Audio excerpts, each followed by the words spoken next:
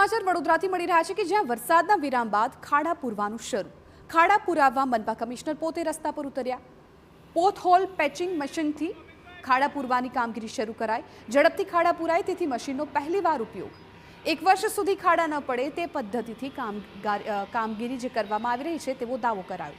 10 દિવસમાં વડોદરાને ખાડા મુક્ત કરવા માટેનો આદેશ અપાયો છે. એન્જિનિયરોને ઓફિસથી બહાર સાઇટ પર જવાના આદેશ આપવામાં આવ્યા છે. નવું મશીન્સ જેટપેચર ટેકનોલોજી અમે ઇન્ટ્રોડ્યુસ કર્યા છે. આજે એક ઝોનમાં ઇન્ટ્રોડ્યુસ કર્યું છે. આવનારા દિવસોમાં અલગ અલગ ઝોનમાં પણ ઇન્ટ્રોડ્યુસ કરીશું, જેથી કરીને કમ્પ્રેશર અને રોલિંગ ટેકનોલોજીથી કામ ફાસ્ટ થઈ શકે છે અને બહુ ફાસ્ટ રીતે ટ્રાફિક મૂવમેન્ટ પણ શરૂ કરી શકાય. એ ઇન્ટેન્શનથી જેટપેચિંગ મશીન ઇન્ટ્રોડ્યુસ કર્યું છે. અથવા કોઈ ફિલ્ડમાં એની વિઝિટ નથી કરતા એ કદાચ રીઝન બની શકે. પ્રોપર મોનિટરિંગ કરે તો બધું વ્યવસ્થિત થઈ શકે. એટલે ઓફિસર્સને ઓફિસ છોડીને બહાર નીકળવું પડે અને મોનિટરિંગ કરવું પડે. એટલે ગઈકાલે રાતમાં પણ અમે કામમાં લગાવ્યા છે.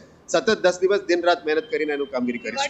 વડોદરા શહેરમાં પડેલા ખાડાઓને પૂરવા માટે હવે યુદ્ધના ધોરણે કામગીરી શરૂ કરવામાં આવી છે. પોથહોલ પેચિંગ મશીનના લઈને આજે કામગીરી છે તે શરૂ કરવામાં આવી છે. ઉલ્લેખનીય બાબત છે કે વડોદરા શહેરની અંદર તમામ ઝોનમાં હાલ ખાડાઓનું રાજ છે, ત્યારે મ્યુનિસિપલ કમિશનર પોતે મેદાને ઉતર્યા છે અને તેઓ દ્વારા અધિકારીઓને સાથે રાખી આજે પેચિંગ મશીન છે તેના થકી વડોદરા શહેરના રસ્તા ઉપરના ખાડાઓ પૂરવાની કામગીરી કરવામાં આવી રહી છે. અધિકારીઓને સાથે રાખી રહ્યા છે. ઉલ્લેખનીય છે કે ગઈકાલે મળેલી રિવ્યુ મીટિંગમાં જે અધિકારીઓ અને ઇજનેરો પોતાની કેબિનની બહાર નથી નીકળતા તે લોકોને પણ કડક સૂચના આપી દેવામાં આવી છે કે યોગ્ય રીતે કામગીરી કરવામાં આવે. હાલ આજે પેચિંગ મશીનથી કામગીરી શરૂ કરવામાં આવી છે.